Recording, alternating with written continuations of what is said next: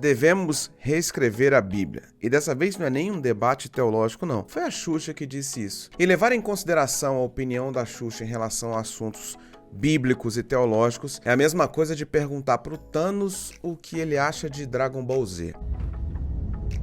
É possível. E dentro disso que ela falou, a gente pode tirar algumas lições, não da Xuxa, francamente, me dê licença, Quem quer ouvir o meu disquinho ao contrário? mas a respeito deste assunto de atualizar, reescrever a palavra de Deus. E eu vou te falar uma coisa, você vai surpreender, porque já estão há muitos anos reescrevendo a Bíblia dentro de algumas igrejas. Vem comigo e bora trocar uma ideia sobre esse assunto. Fala, meus equilibrados, tudo bem com vocês? Espero que sim, Pastor Léo na área, começando mais um vídeo aqui. Se é a sua primeira vez, seja muito bem-vindo. Se inscreva, não perca a oportunidade de fazer parte da família Fé Equilibrada. Aqui são vídeos onde você aprende a Bíblia, a Palavra de Deus, de forma coerente, pura e o mais concreto possível. Essa é a minha dedicação diária, te ensinar o Evangelho a ter um pensamento cristão sem extremos, sem o legalismo religioso e também sem a banalização de achar que está tudo muito bem por conta dessa tal de hipergraça. Larga o seu joinha aí e depois do vídeo coloca aqui nos comentários o que você achou desse assunto e compartilha para o máximo de pessoas que você puder. Se ajuda demais a gente fazendo isso. Tudo se deu por aquela questão de discussão entre líderes religiosos, de falando não podemos julgar, e aí outros falando assim, não é julgamento, mas a Bíblia diz que homossexuais vão pro inferno, que adúlteros vão pro inferno, que mentirosos vão pro inferno. Eu não tô julgando, eu só tô expondo a Bíblia. Aí nessa discussão entra a teóloga Maria das Graças, e aí ela começa a dar a opinião dela e faz uma frase que eu vou ler com vocês aqui, e eu quero que você entenda que a opinião dela, como uma descrente, não tem valor nenhum para a Bíblia, não tem valor nenhum para a igreja, não tem valor nenhum para nenhum cristão nesse sentido. Porém, existem líderes religiosos, pessoas de influência no âmbito eclesiástico, que muitas vezes compactuam com opiniões assim, e pior, pregam sobre isso. Vamos ler o que a Xuxa escreveu. Abre aspas para a Xuxa aí. Hipocrisia, isso se chama. Ninguém, com letras garrafais, né, pode julgar ninguém. E se seguirmos a Bíblia, vamos apedrejar, matar tanta gente, sei lá. Que Bíblia é essa que a Xuxa lê, pelo amor de Deus? A Bíblia tem várias características, entre elas, ela é um livro histórico.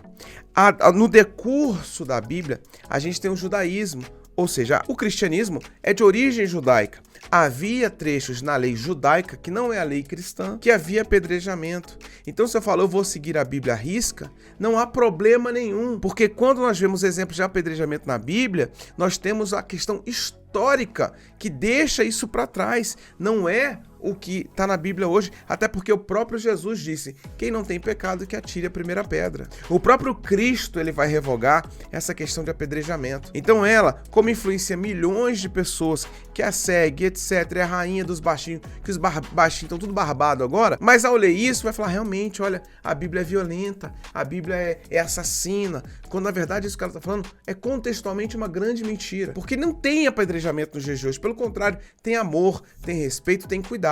Mas ao mesmo tempo, a gente não pode, para ter a aceitação das massas, mudar o discurso do evangelho para poder fazer as pessoas não ficarem tristes. Porque hoje, se você fala uma coisa diferente do que elas querem ouvir, é discurso de ódio. Mas as pessoas que reclamam de discurso de ódio, tweetam discurso de ódio, falam discurso de ódio. É uma grande hipocrisia, né? E ela começa falando que defender a fé, defender as escrituras sagradas, é uma grande hipocrisia. Então não dá nem para levar em consideração, mas vamos continuar. Tá a hora de reescrever a Bíblia. Ela deve ter colocado assim, tá na hora, né, de reescrever a Bíblia. Velho Testamento, Bíblia e a palavra final, cheia de amor, e tirar todo o ódio que tá claro nessas palavras na Bíblia. Deus é amor. Ame o próximo e não importa o sexo. É óbvio que atos doentios é e sempre será crime. Crianças, bichos, etc. Nitidamente ela estava muito emocionada quando ela escreveu isso aqui. Emocionada no sentido, ela devia estar com muita raiva, né? Porque escreveu um texto muito ruim aqui, mas deu para entender o que ela está querendo dizer. E quando fala, tá na hora de escrever a Bíblia, ela está falando uma heresia e um confronto contra Deus. Ela está querendo dizer que Deus errou ao escrever a palavra de Deus. Ah, mas a Bíblia não foi escrita por Deus. Não, mas a Bíblia diz que toda a escritura divinamente inspirada é proveitosa.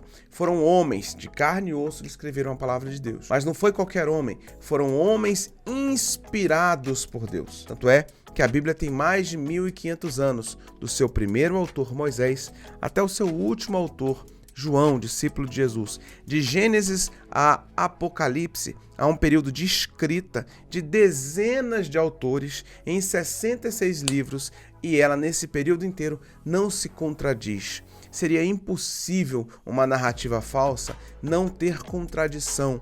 O que acontece muitas vezes são interpretações erradas. E aí, quando as pessoas atacam a Bíblia, na verdade elas estão atacando ou um padre ou um pastor que pregou errado e falou alguma coisa errada. Mas a Escritura, ela tem algo que nós chamamos de inerrante.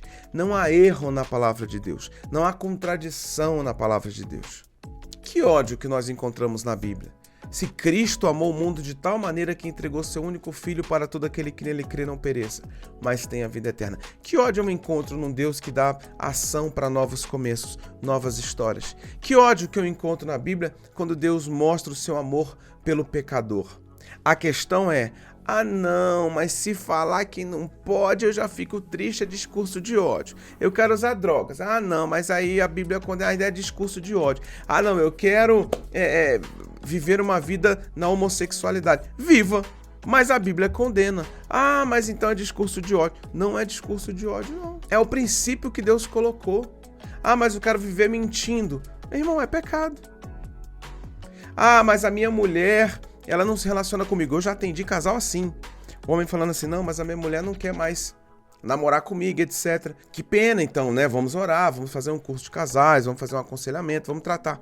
Mas eu vou pular a cerca. E pessoas no mundo vão dizer isso mesmo. Se a sua mulher não quer se relacionar com você, você pode pular a cerca. Não, a ausência dela no seu leito é um pecado, porque a Bíblia diz que a mulher não pode fazer isso nem um homem. Porém, um pecado não justifica outro pecado. Não é porque uma pessoa pecou que você agora tem uma legalidade para praticar outro pecado. E é por isso que no mesmo texto que a Bíblia condena o homossexual, ela condena também o adúltero. Por quê? Porque pecado é pecado. E não interessa o contexto. Mas são duas pessoas que se amam. Tudo bem, que se amem, sejam livres, porque o Evangelho dá essa liberdade. Mas o princípio bíblico dá as consequências também. E o que nós temos hoje são líderes espirituais querendo reescrever a Bíblia, atualizar a Bíblia, mostrar uma nova interpretação exegética, hermenêutica e etc. para justificar o que a Bíblia condena. Hoje nós vivemos uma questão de retenção nas redes sociais. As pessoas criam conteúdos para que os outros consumam. Se a pessoa não consome, ela já passa o dedo lá e vai embora. Não é assim? Então as pessoas falam, não, você tem que ter vídeos e não sei o que sejam virais, e aí se o assunto for ruim, ninguém fica. E é assim na internet. Você tá com o celular aqui, aí eu tô aqui, blá, blá, blá, blá, deixa eu botar no Instagram. Aí tá aqui, a gente não sabe quanto tempo a pessoa demorou pra criar um conteúdo, mas eu não gostei, eu só faço assim, ó, quantos conteúdos, horas e horas de conteúdo subindo e descendo aqui, ó, eu mandando embora. Por quê? Não vi, passei o dedo. Às vezes a pessoa gera um conteúdo muito demorado, muito bem trabalhado, e aqui numa dedada a gente passa e vai embora. E aí se cria métodos e estratégias para não perder a atenção das pessoas. E isso tá reverberando no altar.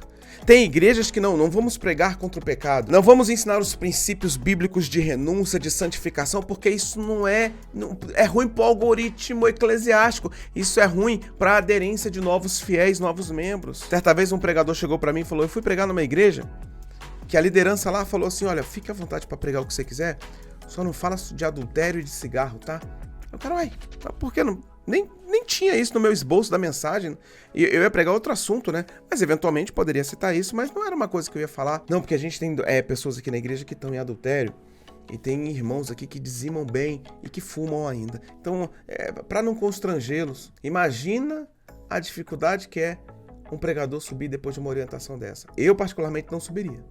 Mesmo que eu não fosse falar disso, mas só de ouvir que uma liderança é condescendente com o pecado dessa maneira, eu não posso pactuar num ambiente desse. E aí, meu irmão, se me deixar subir, eu só ia pregar disso. Ia sentar a bolacha. Porque o evangelho constrange, nos tira da zona de conforto. Então você é cristão, você é um pastor, você deve ter a vida perfeita. Não, eu tenho meus pecados, eu tenho meus confrontos, eu tenho meu momento de arrependimento diante de Deus ali orando, Deus, me faça uma pessoa melhor, me ajuda a viver a tua palavra, a viver os teus princípios, a cumprir o teu evangelho. Não é fácil viver a palavra de Deus não, gente. A igreja é um ambiente espiritual como um hospital. os enfermos estão nos hospitais, os pecadores estão na igreja. Então não é falar a igreja é um lugar de santo, não, a igreja é um lugar de pecadores que estão buscando arrependimento, novos começos, transformação de vida e vamos que vamos.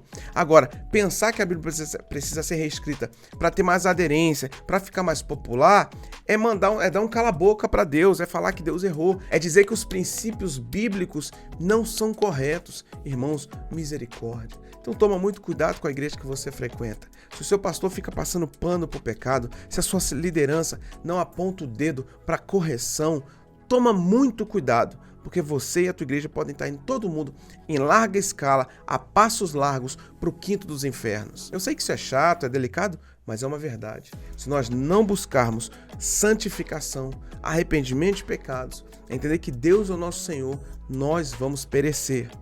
E tem muitas igrejas perecendo, porque entra nessa modinha de aceitação de povo. Ah, não vamos falar isso, não, senão a gente vai ser cancelado. Não vamos falar mal disso, não, porque a gente vai ser cancelado. Não vamos nos posicionar, não, pra gente ser amiguinho de todo mundo. Meu irmão, sabe quem foi amiguinho de todo mundo? Nunca vi ninguém. Jesus morreu na cruz, foi por quê? Por antipatia dos religiosos. Jesus morreu na cruz porque ele pegava na ferida, ele ensinava o amor, ele curava os enfermos, mas ele pegava o pecador e falava assim, olha, eu amo o pecador, mas eu condeno veementemente o pecado.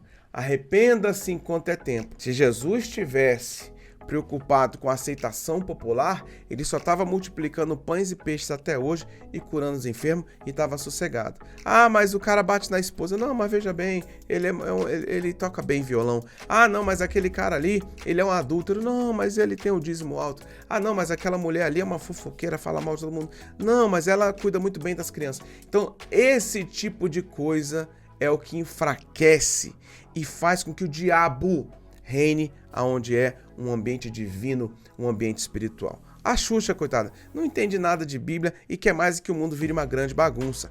Convém para pessoas como ela tirar e desqualificar a igreja, desqualificar a liderança espiritual, chamar todo mundo de ódio. É ódio, gente. Viva aí do jeito que você quiser. Viva na sodomia que você quiser. Viva a sua vida do jeito que o seu coração deseja. A Bíblia diz que o coração é enganoso. Mas tudo bem. A Bíblia diz que nós lutamos contra o espírito. Não, mas tudo bem. A Bíblia diz que nós ansiamos pelas concupiscências. O que é concupiscência? É o desejo pecaminoso. É o desejo que desagrada a Deus. Mas cumpra, viva. Você só tem uma vida. É agora. Reescreve a Bíblia aí. Reescrevam a Bíblia, vocês que querem reescrever a Bíblia, mas os princípios são imutáveis. Por mais que você mude uma doutrina, uma visão, um princípio, ele não deixa de existir e as consequências serão fatais. Eu não falo isso querendo convencer a Xuxa, não, e nem ninguém, até porque quem convence é o Espírito Santo. Mas você que está me ouvindo, que me respeita de alguma forma como um homem de Deus, que leva a palavra para você, que traz o conceito de fé equilibrada, se atente às minhas palavras, vigia na terra, toma muito cuidado, não brinque com as coisas de Deus, leve a sério os princípios bíblicos, honre as escrituras sagradas, não brinque com a Bíblia, não brinque, a Bíblia diz, de Deus não se zomba. João vai terminar Apocalipse dizendo, ai daquele que tira um pedacinho, uma palavrinha, um tio, né? Um pingo no i, que quem mexer com isso vai ter da sua vida tirada também. Então, essa moçada aí que fica brincando, achando que Deus não existe, porque se cresce em Deus, não o atacaria assim, porque quem ataca a palavra de Deus, ataca Deus. Essa galera vai sofrer sérias consequências no mundo espiritual, segundo o que a Bíblia diz. Não é o que eu acho. Minha opinião? Não falei minha opinião em nenhum momento nesse vídeo. O que eu penso, o que eu acho? Eu mesmo? Não. Agora, o que a Bíblia diz, eu exponho. O que a Bíblia diz, eu falo. Então, toma muito cuidado. Você que cai nessa ondinha, nessas modinhas aí, desses influenciadores que ficam tentando macular as escrituras sagradas. Chegamos juntos até aqui, bom demais, né? Deixe seu like, não esquece de deixar o like, isso ajuda muito, tá bom? E também, claro, bota nos comentários aí o que você pensa disso e compartilhe com o máximo de pessoas que você puder. Eu vou ficando por aqui, mas tem muitos outros vídeos para você assistir. Beijo no seu coração, forte abraço, tchau, tchau.